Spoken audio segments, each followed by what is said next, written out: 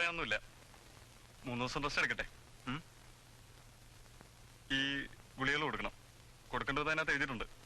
ചിലപ്പോ പനി ഉണ്ടായെന്നിരിക്കും. സാരമില്ല, 3 ദിവസം കഴിഞ്ഞൊന്നുകൂടി വരും. ശരി, വരാം.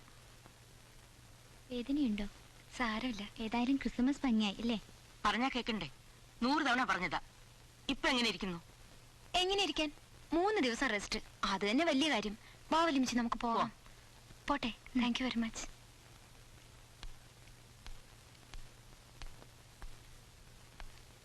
ഇങ്ങനെയൊക്കെ ആയെന്ന് വെച്ച് നാളത്തെ പ്രോഗ്രാമിന് കുഴപ്പമൊന്നും ഉണ്ടാവരുത്. ഒരു പ്രോഗ്രാം വേണ്ട. ഒറ്റ എണ്ണത്തിനെ ഞാൻ വീട്ടിൽ കയറ്റില്ല. അയ്യോ പ്ലീസ് വലിമിച്ചി. വേണ്ടെന്ന് പറഞ്ഞില്ലേ? അടങ്ങി ഒതുങ്ങിയിരുന്നാ മതി. എല്ലാവരും വന്നോട്ടെ വലിമിച്ചി. ഇനിയൊരു ബർത്ത്ഡേ എനിക്ക് വലിയമ്മച്ചിയുമായി ഒന്നിച്ചിരിക്കാൻ പറ്റിയില്ലെങ്കിലോ? അതും ഇതും പറയാതെ നടന്നാട്ടെ. എല്ലാം മതിയായി.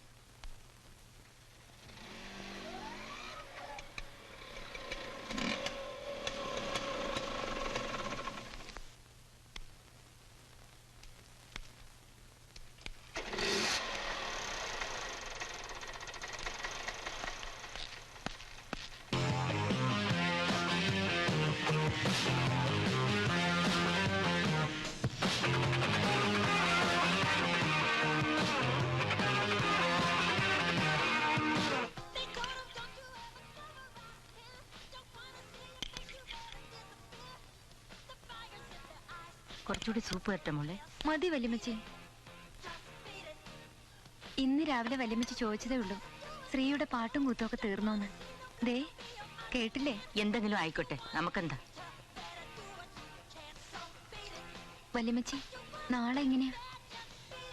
നിനക്ക് നിർബന്ധമാണോ മോളെ? എന്നാ എല്ലാം ശരിക്കും നടന്നോട്ടെ.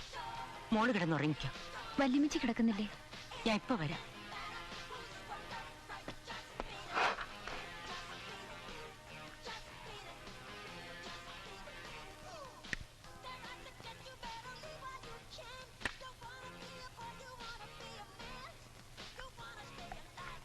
എന്തുവാ കഴിച്ച വല്യമ്മച്ചി?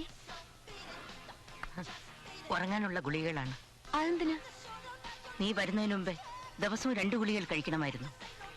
നീ വന്നതിൽ പിന്നെ ആ സ്വഭാവം മാറിയതാ. ഇന്നെന്തോ ഉറക്കം വരില്ലാന്ന് തോന്നുന്നു. കൈ വേദനയുണ്ടോ മോളെ? ഇല്ല, ഒട്ടുമില്ല.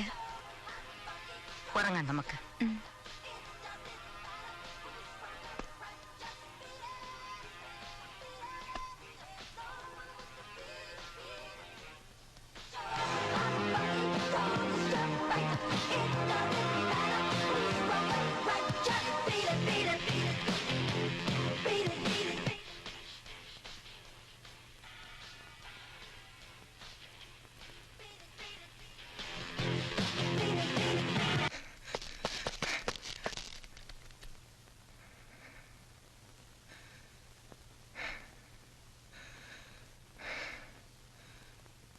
ആരോട് വാശി തീർത്തതിന്റെ സന്തോഷമാ? എന്നോടോ? എനിക്കൊന്നും ആയില്ല ശ്രീ. ഒരു ഉറുമ്പ് കടിച്ചതുപോലെ ഉള്ളൂ. ഞാനിവിടെ അധിക കാലമൊന്നും ഉണ്ടാവില്ല. ഏത് നിമിഷവും തിരികെ പോവും. ഉള്ളിടത്തോളം കാലം എല്ലാവരും സന്തോഷമായിരിക്കണമെന്ന് കരുതി ഞാൻ എന്തൊക്കെയോ ചെയ്തു. ഞാൻ ചെയ്യുന്നത് എല്ലാവരും രസിക്കുന്നുണ്ടെന്ന് ഞാനങ്ങ് വിശ്വസിക്കുകയും ചെയ്തു. ആരെയും വേദനിപ്പിക്കാൻ ഞാൻ സത്യമായിട്ട് ആഗ്രഹിച്ചതല്ല. ശ്രീയുടെ കാര്യത്തില് ഞാൻ ശ്രീയെ വേദനിപ്പിച്ചു എന്ന് എനിക്ക് മനസ്സിലായി. അതുകൊണ്ടാണല്ലോ ശ്രീ എനിക്ക് ഈ സമ്മാനം തന്നത്. എൻ്റെ കൊച്ചു കൊച്ചു തെറ്റുകൾക്കുള്ള വലിയ ശിക്ഷ, വലിയൊരു പിറന്നാൾ സമ്മാനം. സാരമില്ല, എനിക്ക് ശ്രീയോട് യാതൊരു പരാതിയുമില്ല. സത്യമായിട്ടും ഒരല്പം പോലും ദേഷ്യമില്ല. പക്ഷേ ഞാൻ ശ്രീയുടെ മനസ്സിനെ നൊമ്പരപ്പെടുത്തി. അതൊക്കെ മറക്കണം. എന്നോട് പൊറുക്കുകയും വേണം. അത് പറയാനാ വന്നത്. ഞാൻ തോറ്റു ശ്രീ. പ്ലീസ് എന്നെ വെറുക്കണ്ട. പോട്ടെ.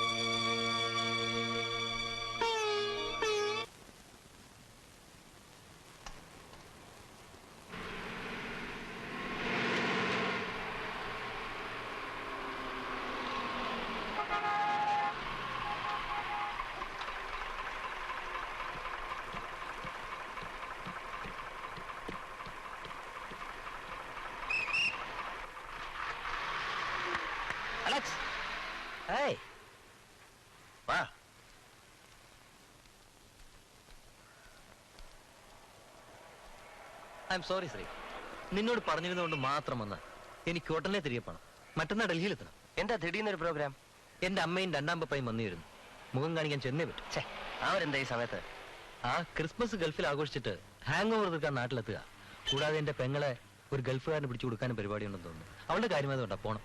ഞാൻ നീ വരുന്ന പ്രമാണിച്ചേ അമ്മയെ ഗുരുവാർക്ക കൊണ്ടുവിട്ട് വീട് കാലിയാക്കി ഇട്ടിരിക്കുന്നു. ശരിക്കും മേളത്തിന് കുഴപ്പമൊന്നും വേണ്ട.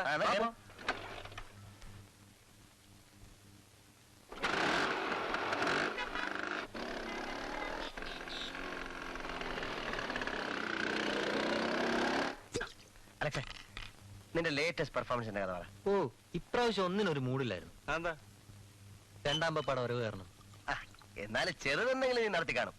ആ, ഇന്നലെ ചെറുതായിട്ടൊരെണ്ണം. അത് പറ, അത് പറ, അത് പറ, അത് പറ. കേൾക്കണം. രാത്രി 1 മണിയായി എറണാകുളത്തെത്തി. ഒരു ഓട്ടോ പിടിച്ച് നേരെ ഒരു ലോഡ്ജിലേക്ക് ഗേറ്റിൽ ചെന്നപ്പോ രണ്ടെണ്ണം. രണ്ടെണ്ണോ? ചരക്കുകളാണോ? ഒന്നൊരാറ്റം ചരക്ക്, ഒന്നൊരറുബോർ. നീ ആറ്റിനെ തന്നെ എടുക്കുള്ളൂ. അറുബോറിനെ തന്നെ അങ്ങ് എടുത്തു. അയ്യോ, അതെന്താ? അല്ലെ മറ്റേ അങ്ങനെ വരുന്ന മൂഡ് ഓഫ്. എന്നിട്ട് കൗണ്ടറിൽ ചെന്നപ്പോഴാ വേറെ രസം. റൂമില്ലാന്ന്. അമ്മയുടെ സ്ഥിരം പരിപാടിയാ. എന്നിട്ട് നീ എന്ത് ചെയ്തു? ഞാൻ ഒന്ന് വരട്ടി നോക്കി, സ്ട്രോങ് ആയിട്ട്. രക്ഷയില്ല, അവന്മാരും ഭയങ്കര സ്ട്രോങ്. പിന്നെ അത് ഇതൊക്കെ പറഞ്ഞിട്ട് 2 മണിസിൽ അങ്ങ് തീർന്നു. ഒടുവിൽ മുറിക്കകത്ത് കയറിയപ്പം മണി 2:30. എന്നിട്ട് ഇന്ന് ഉച്ചയ്ക്ക് 1 മണിക്ക് റൂം വിട്ടിങ്ങ് പോന്നു. അപ്പൊ ഒന്നും ചെയ്തില്ലേ? പിന്നെ ചെയ്യാതെ എങ്കിൽ അത് പറയാശനെ. എനിക്ക് വലിയ ഇൻട്രസ്റ്റ് ഉണ്ടായിട്ടൊന്നുമില്ല. പിന്നെ വർത്താനം പറഞ്ഞിരിക്കാൻ വല്ല സബ്ജക്ട് വേണമെന്ന് അറിയാ. നീ പറയുന്നെങ്കിൽ എല്ലാം പറ. ശരി, അതേപടി ഞാൻ കത്തിച്ചേ. ഞാൻ മുറിക്കാതെ കയറി. വലിയ ഇൻട്രസ്റ്റ് ഒന്നും ഇല്ലാതെ വല്ലതും കിടന്നേ. അത് നിന്റെ സ്ഥിരം നമ്പർ. കുറച്ച് കഴിഞ്ഞപ്പോ അവള് പ്ലാനിൽ വന്ന് ഈ വിരലിങ്ങനെ പിടിച്ചിട്ട് പിന്നെ ഒരു ചൊറിയും. കുറച്ചു നേരം പിടിച്ചോ. അപ്പൊ അവള് അസല് പരിപാടി. അത് പറ, അത് പറ.